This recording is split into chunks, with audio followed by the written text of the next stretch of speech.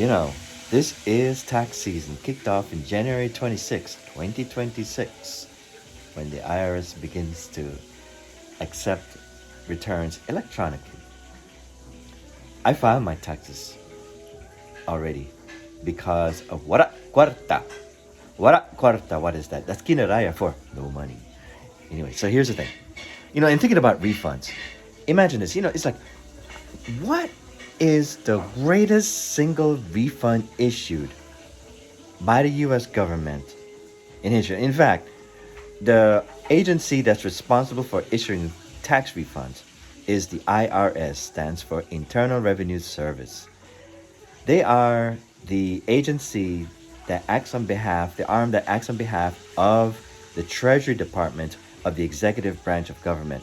The IRS does not make tax laws, just so you know, but they are an arm, an agency of the executive branch, particularly the Treasury Department of the executive branch of the U.S. government. It's the Congress that makes the laws. But I digress. Anyway, I don't have the details or who got the greatest tax refund in history, but I do know this. One of the biggest refund checks written to a corporation was in 2009, and that corporation is ExxonMobil. They got a refund from the government of 3.8 billion US dollars. Not pesos, not Jamaican dollars, not Mexican or Filipino pesos, but 3.8 billion with a B dollars, US dollars. And they got it because a few tax rules that allow for such a provision.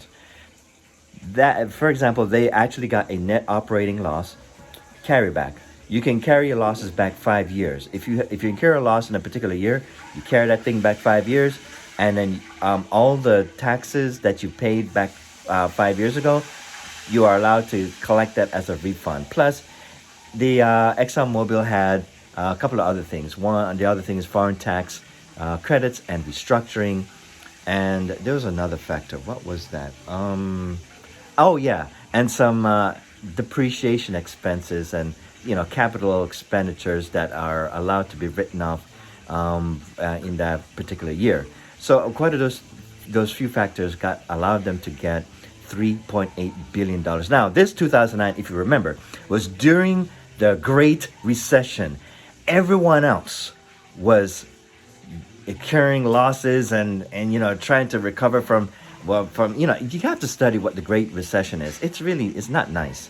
A lot of banks and industries were folding at the time, and then it's a ridiculous time. But at the time that everybody was experiencing losses, ExxonMobil made out like a bandit from the federal government to the tune of $3.8 billion. Go figure.